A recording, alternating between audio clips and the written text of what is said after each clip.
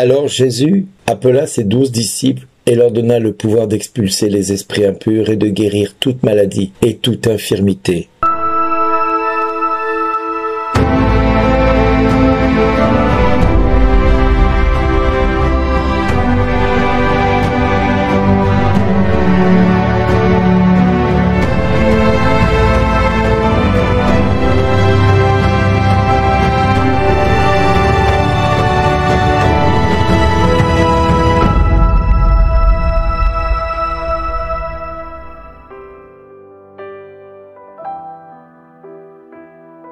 Bonjour les amis, aujourd'hui nous fêtons la Saint Jean-Marie Vianney et pour l'occasion nous avons un texte qui est pris dans l'évangile de Matthieu au chapitre 9 verset 35 jusqu'au chapitre 10 verset 1. Jésus parcourait toutes les villes et tous les villages enseignant dans leurs synagogues, proclamant l'évangile du royaume et guérissant toute maladie et toute infirmité. Voyant les foules, Jésus fut saisi de compassion envers elles parce qu'elles étaient désemparées et abattues comme des brebis sans berger. Il dit alors à ses disciples, la moisson est abondante, mais les ouvriers sont peu nombreux. Priez donc le maître de la moisson d'envoyer des ouvriers pour sa moisson. Alors Jésus appela ses 12 disciples et leur donna pouvoir d'expulser les esprits impurs et de guérir toute maladie et toute infirmité.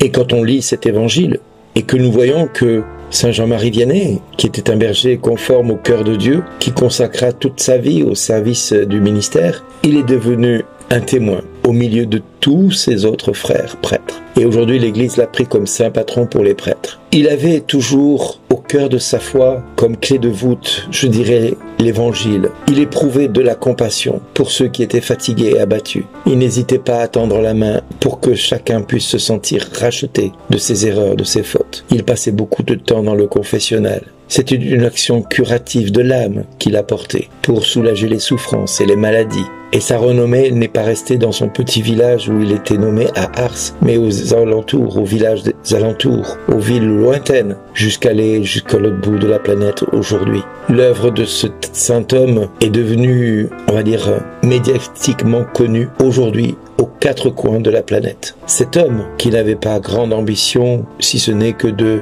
donner du temps pour les âmes que le Seigneur lui confiait, pour passer du temps au confessionnel afin de les recevoir et de leur apporter la consolation, eh bien, accomplit quelque part une forme de réalité spirituelle qu'il vivait lui-même, puisque cette réalité le conduisait à prendre soin de tous les cœurs blessés et meurtris. Cela correspond un petit peu à la partie de l'Évangile où il leur donna pouvoir de chasser les esprits impurs et de guérir toute maladie et toute infirmité. Eh bien, Saint Jean-Marie Vianney était un homme qui était capable de déceler le démon, de voir le démon et de pouvoir combattre le démon. Aujourd'hui, notre prière est un avant-goût du ciel, disait Saint Jean-Marie Vianney.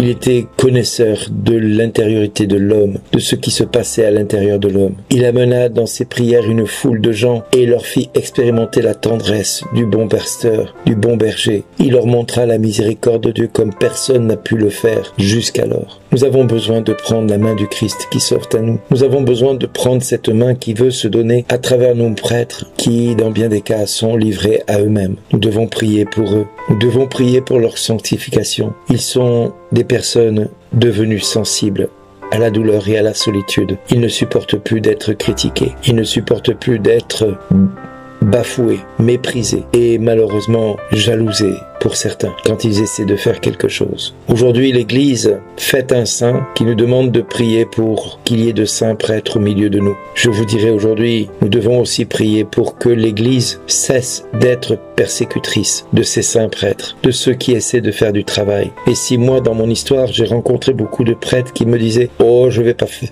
grand-chose parce que de toute manière, j'arrive au moment de la retraite, je vais pas commencer à renverser la table. Je laisse cela à mon successeur. » Le problème, c'est que le successeur dit la même chose. Et le successeur du successeur dit aussi la même chose. Au final, il ne se passe plus rien dans beaucoup de paroisses parce que les prêtres, malheureusement, se sont laissés envahir par le découragement de la mission, le découragement de la possibilité que Dieu les utilise pour guérir et délivrer les âmes dont le peuple a tant besoin aujourd'hui. Aujourd'hui, nous sommes témoins avec Claire de voir tant d'hommes et de femmes souffrir par le dénigrement de la souffrance de certains fidèles par des prêtres qui eux-mêmes sont accablés par la souffrance et peu soutenus par leur hiérarchie, malheureusement. Nous avons été témoins à maintes reprises de voir des prêtres étrangers, mis dehors de diocèse et qui, pour ne pas repartir au pays, choisissent de prendre un travail pour subvenir à leurs besoins.